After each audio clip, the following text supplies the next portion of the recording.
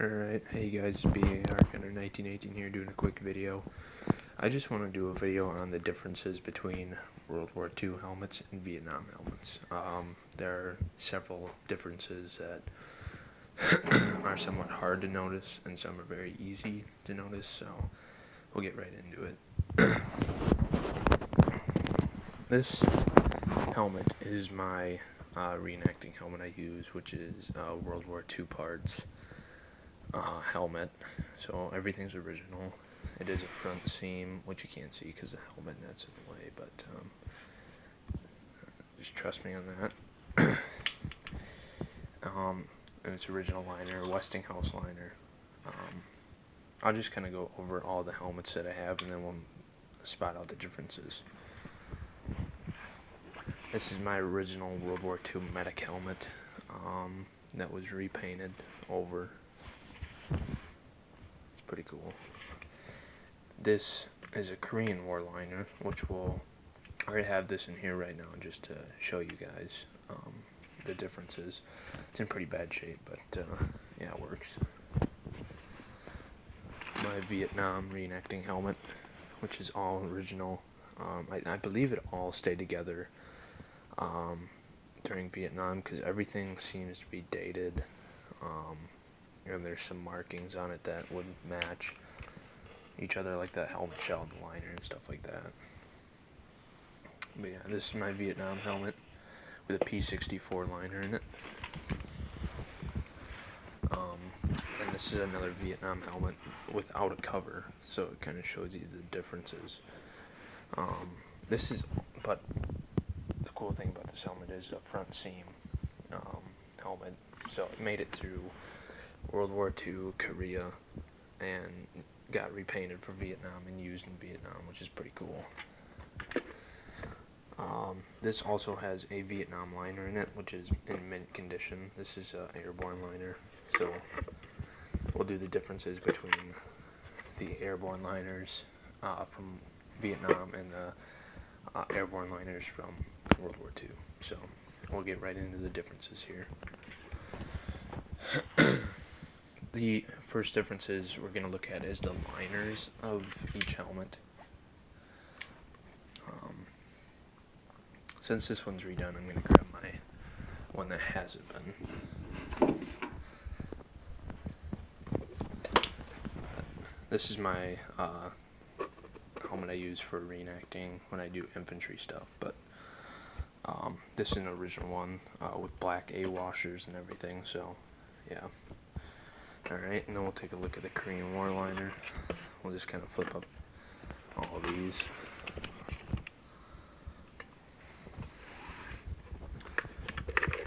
Do something like that. Alright. So as you can see, there's all my different helmet liners. As you can see, the World War II helmets, they actually go down lower, like into the liner, like the main part where your head goes, and then they have a nape strap place, which that sits around your neck area. But as you can see, they both have it, and they just sit down lower. Same with the Korean War liners. The only differences between the Korean War liners and the World War II liners is the OD webbing. It is going to be green instead of khaki, so that's about the only difference between Korean War helmets. Usually were just reissued World War II helmets, but some of them were rear seam, but most of them were reissued front seam helmets. I do not have a fixed bail helmet, but these are both swivel bails. You can tell if it's a World War II helmet if it is fixed bail or swivel bail. Towards the later part of the war, they switched to swivel bail. I think mid-war actually, because the fixed bail loops would just snap right off.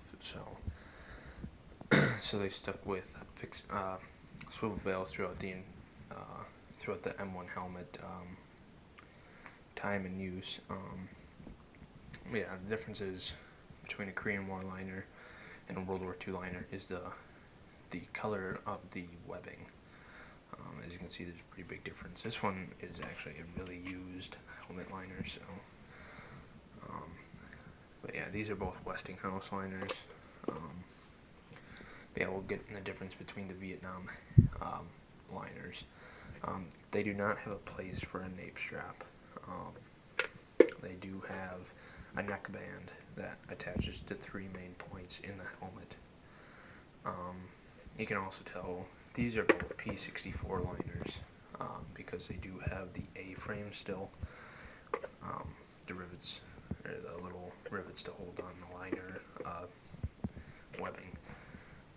You can also, a big difference is the how the helmet webbing is set up.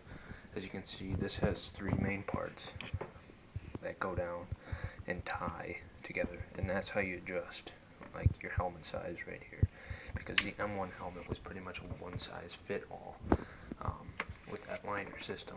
And of course you could adjust the sweatband, which made it a tighter fit. And a Vietnam helmet, as you can see, it's pretty much all connected. See, I could untie this and all these 3 parts would come loose. This I cannot, because they connected it, which is, I like that idea better, but it's definitely pretty nice, but and it's pretty much just sewed together right there. But yeah, so differences would be the materials they used as well. In Vietnam, they use some like different color, like fiberglass liners and stuff like that. Like this one's kind of a weird oranges and green, and this one kind of looks like the World War II liners, but it's not. These P64 liners still did have the A-frames, but in the 80s and late 70s, the liners switched to little hooks like that. I don't have 80s liner at all, but they would kind of, you had to pop them in instead of the A-frames, because to replace the webbing in the helmet, it was much harder, because you'd have to pull out the A-frames and pretty much just junk the whole liner. And with those in the 80s, when they switched to like the pop little rivet things, you could switch the webbing out if it got ruined or damaged or whatever. Another big difference is if you buy a helmet and it still has the chin straps on it, just look at the chin straps. If they do have these connectors, it's most likely going to be a Vietnam era helmet, and I would check when buying a helmet to see if it is a front seam or a rear seam. But yeah, because front seam usually tells you it's a World War II helmet. So, but anyway, the chin straps are connected with these, so you can easily take them off. And the differences between the helmet chin straps is World War II ones are sewn on, and this buckle part is different. These are more, it's kind of just, it's got a huge hole right there, and you can adjust it more. And this is just a simple hook. Another difference in the liner system is the Vietnam helmets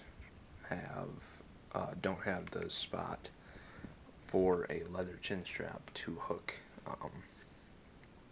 and for your liner chin strap, I already said that, I don't know what I'm saying now.